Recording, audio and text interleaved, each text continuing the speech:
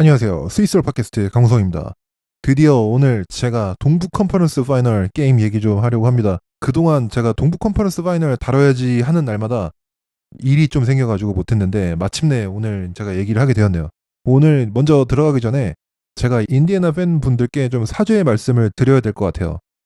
제가 이거를 좀 마음속에 담아두고 있어서 그동안 좀 답답했는데 오늘 좀 사죄를 드릴게요. 제가 마지막으로 인디애나를 다룬 게 클리브랜드와의 프리뷰였거든요. 근데 거기서 제가 했던 얘기가 인디애나는 클리브랜드를 이길 가능성이 별로 없고 그렇기 때문에 어떻게 해야 인디애나가 이길 수 있을까에 포커스를 맞춰서 프리뷰를 했는데 인디애나 팬분들이 얼마나 기분이 나쁘셨을까요? 제가 정말 사죄드립니다. 그렇지만 제가 꼭 말씀드리고 싶었던 거는 저는 인디애나가 약한 팀이라고 단 한 번도 생각해 본 적이 없습니다. 아마 예전부터 봐오신 분들은 알겠지만 한국에서도 제가 아마 거의 가장 먼저 타이리스 할리버튼이 슈퍼스타 티어로 올라왔다고 컨텐츠를 만드는 사람 중 하나고 저는 인디애나 농구가 굉장히 재미있는 스타일의 농구를 하는 팀이고 플레이오프에서 충분히 강한 팀이고 정규 시즌 중후반부터는 완전 페이스를 끌어올려가지고 지금 플레이오프까지 왔기 때문에 굉장히 위험한 팀이라는 것도 알고 있어요. 그래서 이런 인디애나를 한 번도 약하다고 생각해 본 적이 없는데 다만 저의 불찰이 있다면 클리브랜드를 너무 높게 평가한 것 뿐입니다. 그게 제 실책이었고 그러면서 이번 플레이오프에서 클리브랜드에 대해서 알게 된 것도 있고 그래서 나중에 오프 시즌이나 얘기할 기회가 있으면 그것도 얘기하면 좋겠어요. 그래서 어쨌든 저는 스스로가 제가 인디애나에 대한 평가를 잘못했다고 생각하진 않습니다. 다만 클리브랜드에 대해서 잘못한 거지. 하지만 제가 이제 인디애나에 대해서 잘못 판단한 게 있다면 저는 인디애나의 피지컬리티에 대해서 잘못 생각한 것 같아요. 플레이오프에 와서 격렬한 몸싸움, 막 피지컬리티가 올라갔을 때 인디애나가 고전할 거라고 생각했었는데 이거를 제가 정말 잘못 생각했고 이번 플레이오프에서 인디애나가 정말 정말 터프한 팀이라는 걸 느끼고 있었습니다. 그리고 플레이오프 라운드를 거듭하면서 인디애나 경기를 보면서 느끼는 게 피지컬뿐만 아니라 멘탈적으로도 엄청나게 터프하다는 걸 느끼고 있거든요. 이 뉴욕과의 경기를 보면요.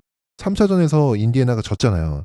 저는 3차전에 패배 요인 중 하나가 후반전에 제일런 브론슨이랑 카렌서니 타운스가 둘 다 파울 트러블에 걸렸잖아요. 그리고 듀스 맥브라이드가 들어오면서 뉴욕의 수비가 좋아진 거. 그리고 마지막 클러치 구간에 인디애나가 브론슨과 카렌서니 타운스의 파울을 공략하기 위해서 매치업 헌팅을 하다가 자신들의 색깔을 좀 잃었던 게 페인인 것 같거든요. 보스턴도 매치업 헌팅을 좋아하는데 보스턴과 인디애나의 가장 큰 차이점은 보스턴은 스위칭을 통해서 원하는 매치업을 잡으면 이제 테이텀이 다시 3점 라인 근처로 가서 공을 천천히 드리블 하면서 아이솔레이션 공격을 하잖아요. 반면에 인디애나는 미스매치를 잡으면 천천히 공격하는 게 아니라 거기서 또 빠르게 팀 액션이 들어가고 이게 한 번에 안 되면 두 번째 액션, 세 번째 액션으로 플로우가 계속 이어지면서 계속해서 몰아치는 게 인디애나 오펜스의 특징이거든요. 이 특징을 지난 3차전 경기 때 인디애나가 템포를 좀 내리고 제일런 브론슨과 카렌사인 타운스의 매치업 헌팅을 계속 하느라고 좀 이런 특징을 좀 잃은 것 같아요. 거기다가 할리버튼도 그렇게 좋은 게임을 하지 못했죠. 20득점, 7리바운드, 4어시스트라는 뭐 그냥 할리버튼 기준에는 그냥 그저 그런 게임을 했어요. 그래서 저는 이번 4차전 들어오면서 인디애나가 여기에 어떻게 응답하는지가 이 팀의 캐릭터에 대해서 굉장히 많은 것을 설명해 줄 거라고 생각했거든요. 원정 가서 2대 0으로 시리즈 리드를 잡고 홈에 와서 한 경기를 내주고 4차전에 들어가는데 4차전 내주면 사실 시리즈는 2대 2고 원정에서 잡은 두 게임도 의미가 하나도 없고 다시 뉴욕이 홈 어드밴티지를 갖게 된 상황에서 남은 3경기 중 2경기를 이겨야 되는 상황이거든요. 그래서 저는 이런 압박감이 있는 상황에서 어떻게 인디애나가 대응하는지를 좀 보고 싶었는데 인디애나가 여기에 완벽하게 응답을 합니다. 그리고 그 출발은 역시 인디애나의 슈퍼스타 할리버튼부터 시작하죠. 할리버튼이 오늘 경기 시작하자마자 굉장히 적극적으로 공격을 하기 시작했는데 할리버튼이 적극적이라는 얘기는 특히 스코어링에 더 집중했다는 거거든요. 할리버튼이 팀원들 살려주고 팀을 위해서 테이블 세팅해주고 이런 플레이를 되게 좋아하는 선수지만 지난 시즌 초반에 막 MVP 레벨로 활약할 때는 풀업 슈팅도 좋고 림 피니싱도 좋고 스코어링이 워낙 적극적으로 잘하니까 막기가 어려웠어요. 그러니까 상대팀이 할리버튼의 스코어링에 반응을 하면 그때부터 할리버튼이 좋아하는 패스길이 열리고 그야말로 할리버튼의 게임에 답을 못 찾게 되는 상황이 되었던 건데 이게 다 할리버튼의 스코어링이 되어야 나오는 상황이거든요. 근데 할리버튼이 어떤 때는 특히 지난 시즌 햄스트링 부상 이후에는 자기 스코어링을 먼저 전혀 보지 않고 패스만 하는 모습을 보여주기도 했어요.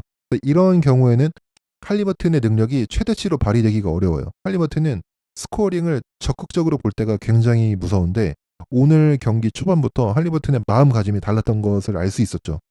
언제나 하는 뭐 트랜지션에서의 템포 푸시는 기본이고 수비가 떨어지면 3점 던지고 트랜지션에서 뉴욕 수비가 막 정신 못 차리고 노마크로 있을 때 3점도 던지고 할리버튼이 전반에만 거의 트리플 더블을 기록했죠. 전반에 20득점, 10어시스트, 8리바운드를 기록하면서 거의 트리플 더블을 기록했고 NBA 플레이오프 역사상 20득점 이상, 10어시스트 이상, 5리바운드 이상을 턴오버 없이 전반전에 기록한 거는 할리버튼이 이번이 처음이라고 합니다.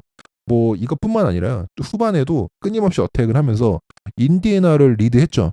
오늘 할리버튼이 32득점, 12리바운드, 15어시스트를 기록하면서 또 30득점 이상, 10리바운드 이상, 15어시스트 이상을 턴오버 없이 기록한 NBA 플레이오프에서의 최초의 선수가 되었습니다. 할리버튼이 이번 플레이오프에서 또 한 번 아이코닉한 게임을 가져간 것 같아요. 무엇보다 저는 인상적이었던 게 3차전을 지고 굉장히 중요한 4차전에서 절대 우리 팀을 2대2 시리즈 동점의 상황으로 내주지 않겠다. 무슨 일이 있어도 오늘은 이긴다라는 할리버튼의 마인드가 오늘 게임에서 보였어요. 이게 할리버튼이 컴페티터라고 하죠. 경쟁자로서의 할리버튼의 멘탈리티를 보여준 거고 단순히 할리버튼뿐만 아니라 이 인디애나 팀이 멘탈적으로 얼마나 터프한가를 볼 수 있었어요. 인디애나와 경기를 하는 거는 멘탈 싸움의 요소가 굉장히 크거든요. 모든 팀과 모든 선수들이 다 알아요.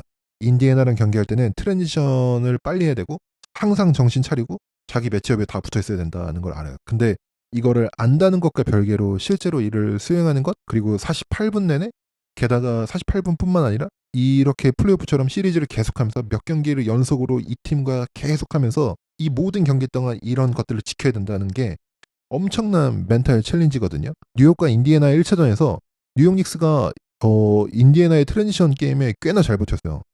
와, 뉴욕이 인디애나랑 트랜지션 게임에서 매치가 되네? 라고 생각을 했는데 마지막 한 2분이요? 한 뉴욕이 완전히 무너질 때 트랜지션 디펜스도 무너지죠. 46분간 정신 차리고 트랜지션 수비를 잘했다? 근데 인디애나랑은 48분간 집중하지 않으면 언제든지 뒤집을 수 있는 팀이에요. 이번 플레이오프에서도 이미 3번의 큰 역전극을 만든 인디애나의 이 팀의 멘탈리티를 보여준 거예요.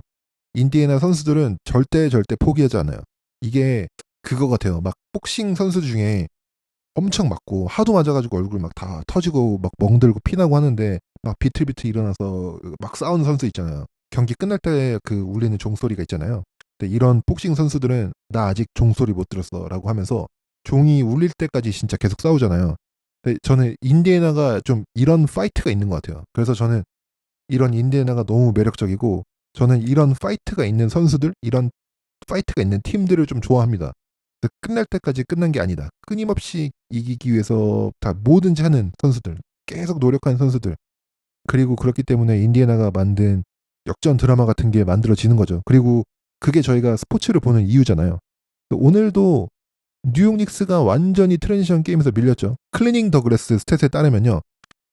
인디애나가 이번 경기 트랜지션 상황에서 오펜시브 레이팅이 133점이었어요. 여러분 생각해 보시면은 이 플로어를 계속해서 빠르게 왔다 갔다를 해야 된다는 게 뭐 뭐 신체적으로도 힘들지만 진짜 멘탈 챌린지예요.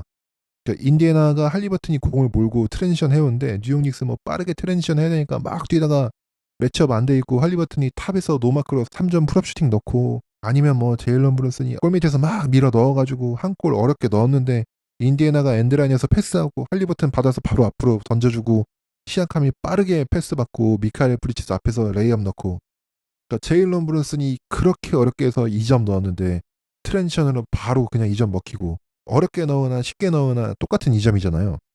이런 게 선수들한테 엄청나게 멘탈 챌린지거든요. 인디애나의 이 두터운 로스터도 지금 빛을 발하고 있죠. 지금 현재 오늘 경기도 그렇고 10명의 선수를 로테이션을 돌리면서 쓰고 있는데 그렇기 때문에 또 인디애나 선수들이 나왔을 때 많이 뛰고 열심히 뛸 수 있는 거기도 하거든요. 그리고 로스터가 깊다는 장점 때문에 경기마다 활약하는 선수들이 조금씩 다르죠. 첫 경기는 뭐 할리버튼의 그팅 들어가는 슛이 뭐 연장으로 가게 한 그 슛이 인상적이긴 했지만 사실 에런 니스미스가 완전 미친 게임이었고 2차전은 파스칼 시아캄 게임이었고 4차전 오늘 경기는 또 할리버튼이 승리를 이끌었죠. 거기다가 뭐 일단 에런 니스미스 얘기를 좀 하면요. 에런 니스미스는 공격에서 아무것도 안 해도 돼요. 지금 브론슨에게 니스미스가 굉장히 심각한 체력적인 데미지를 주고 있다고 생각하거든요. 니스미스가 그냥 계속 브론슨을 풀코트에서 픽업하면서 하프코트를 넘어오기가 힘들어하고 스탠 밴 건디가 중계에서 계속 얘기하잖아요. 뉴욕 닉스 액션 시작하는데 샤클락이 얼마 안 나왔다. 그러니까 에런 니스미스가 엄청나게 브론슨을 막 피지컬하게 귀찮게 하니까 사실 3차전은 파울 트러블 때문에 브론슨이 마지막에 많이 못 뛰었다고 쳐도 오늘도 브론슨이 클러치에서 거의 활약이 없었거든요. 지금 플레이오프를 보면은 뉴욕 닉스의 플레이오프 보면은 브론슨이 클러치에서 계속 뉴욕을 캐리해주고 있잖아요. 이번 인디애나 시리즈에서 경기의 차수가 지나가면서 브론슨이 클러치에서 활약을 못하고 있거든요. 저는 이게 인디애나 플레이 스타일이 브론슨에게 체력적인 고갈을 유도하고 있고 그 중에 가장 큰 공신은 에런 니스미스라고 생각을 합니다. 뭐 브론슨이 못하는 것처럼 얘기하는데 오늘 브론슨 31득점하고 잘하지 않았나요? 뭐 물론 이런 얘기할 수 있죠. 그리고 물론 브론슨은 항상 잘하죠.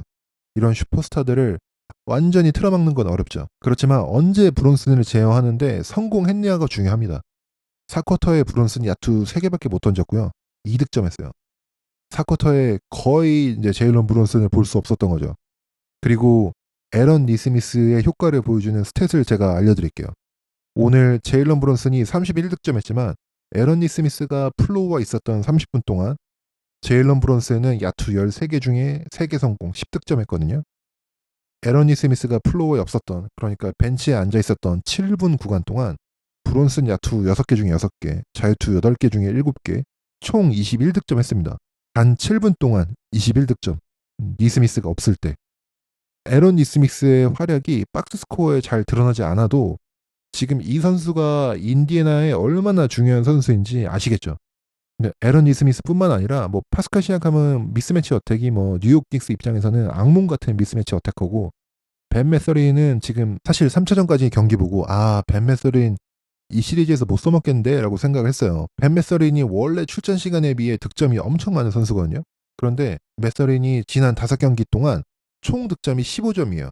그러면서 와 이제 벤 메서린 안 되겠다라고 생각을 했었는데 오늘 4차전 12분 출전하고 20득점. 우리가 알던 벤 메서린의 모습을 보여주면서 인디애나는 진짜 누가 그날의 히어로가 될지 모르는 이 로스터의 깊이가 정말 좋은 것 같아요. 지금 이 시리즈는요, 뉴욕 입장에서 풀지 못한 숙제가 있습니다. 지금 뉴욕의 근본적인 문제는요, 이 인디애나의 5아웃 오펜스에 있어서 브론슨과 카렌서니 타운스를 동시에 쓰면서 플레이오프 레벨의 디펜스를 할 수 없다는 게 문제입니다. 제가 예시를 위해서 데이터볼러라는 사이트 자료를 보여드릴게요. 이번 플레이오프에서 브론슨과 카렌서니 타운스가 같이 플로어에 있을 때 넷 레이팅이 마이너스 4점이고요.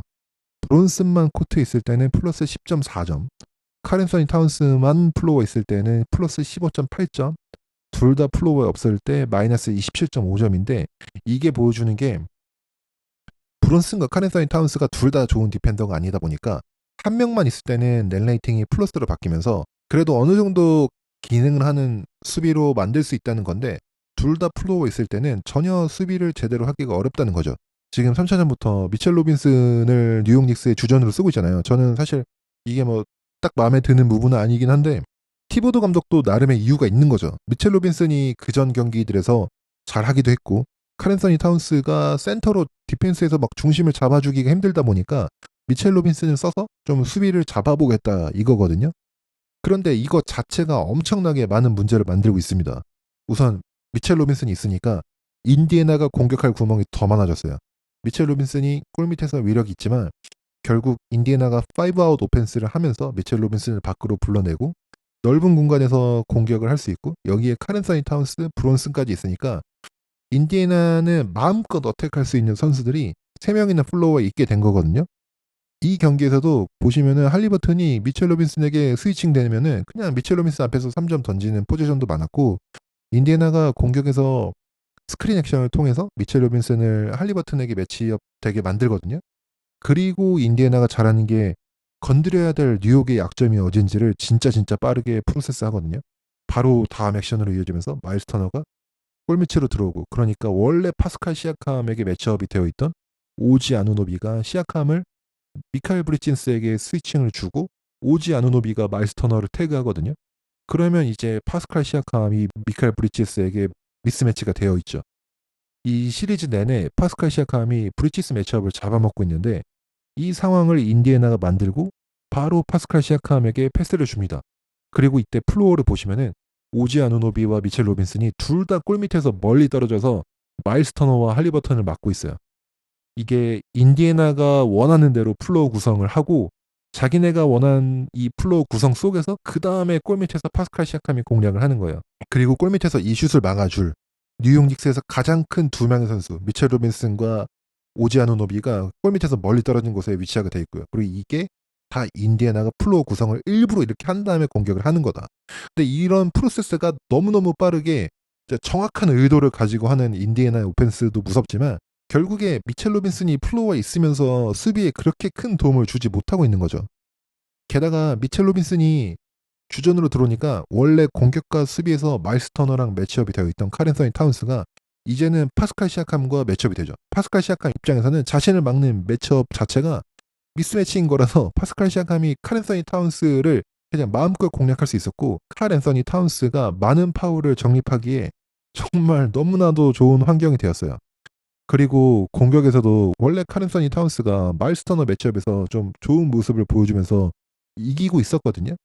그런데 이제 파스칼 시아캄을 상대해야 되고 미첼 로빈슨이 주전으로 들어오면서 이 슬롯들이 하나씩 다 밀리면서 뉴욕의 라인업 구성에 저는 굉장히 큰 문제를 주고 있다고 생각을 해요. 게다가 미첼 로빈슨은 벤치 구간에서 나와서 상대 벤치 유닛들을 상대로 에너지와 헛슬, 그다음에 뭐 공격 리바운드로 상대를 압도하는 스타일의 선수인데 지금 뉴욕의 로테이션이 이 주전 라인업들이 경기를 시작하고 가장 먼저 벤치로 가는 게 카렌 서니 타운스예요. 그리고 미첼 로빈슨이 1쿼터에 오래 남아있거든요.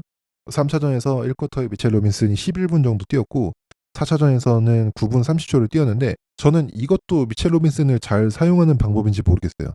이게 미첼 로빈슨은 벤치 구간에서 나와서 4분 5분 짧은 스틴트를 뛰면서 막 미친 듯한 에너지로 달려들고 막 그러면서 상대 벤치 유닛을 압도해야 되는 선수인데 이게 스틴트가 길어지다 보니까 당연히 그 구간 동안 에너지 레벨도 계속 높을 수가 없고 짧게 나올 때보다 떨어지고 그러면 상대는 벤치 유닛도 아니고 상대의 주전 라인업이고 하니까 미첼 로빈슨이 공수에서 좀 임팩트가 그전보다 못한 것 같아요. 3차전에서 이 스타팅 라인업을 써서 이겼다고 해서 속으면 안 될 것 같습니다. 지금 3차전에서도 넷 레이팅이 거의 2분 0점에 가까웠고요. 4차전까지 해서 미첼 로빈슨이 낀 주전 라인업이 넷 레이팅이 마이너스 14.6점이에요.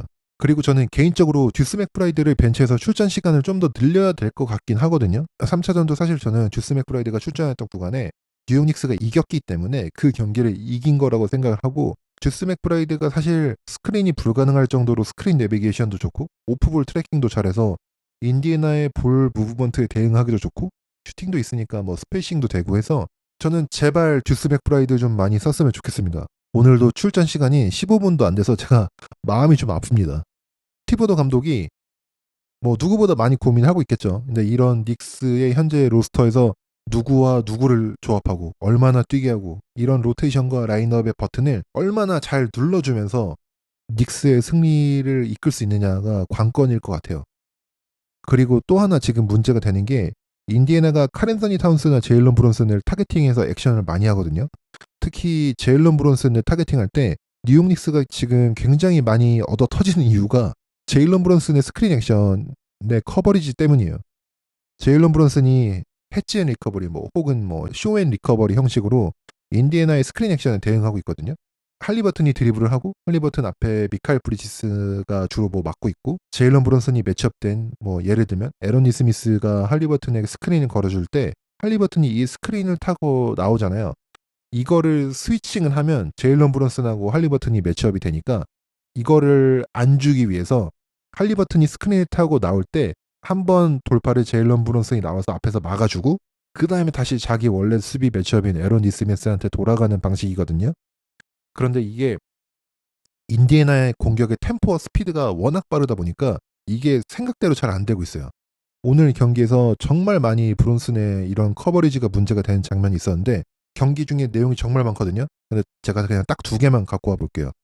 지금 장면 보시면요. 네마드가 공을 몰고 넘어와서 시아캄한테 공을 넘겨주고 스크린 액션을 합니다.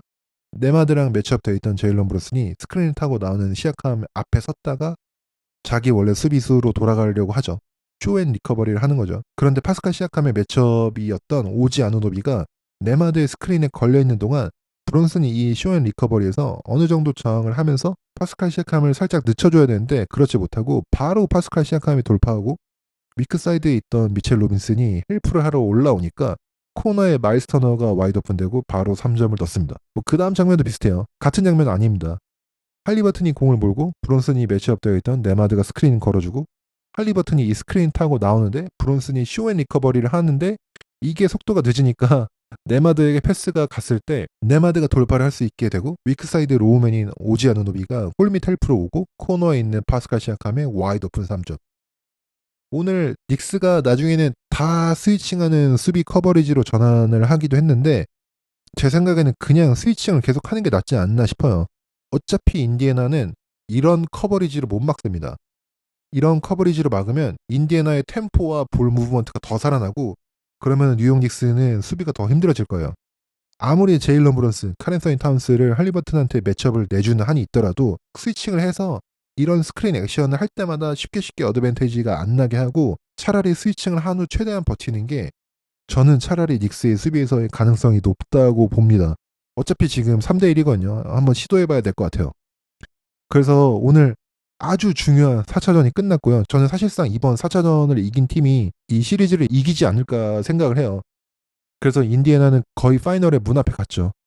뉴욕은 앞으로 남은 3경기를 다 이겨야 되고 어쨌든 그 출발점은 5차전 메디슨 스퀘어 가든에서 시작을 할 겁니다. 한 경기 한 경기만 딱 보면서 닉스 선수들이 포기하지 않고 싸우면은 재밌는 결과가 있지 않을까 생각을 합니다. 네, 오늘도 시청해주시고 들어주셔서 감사합니다. 저는 또 다음 에피소드로 찾아뵙겠습니다.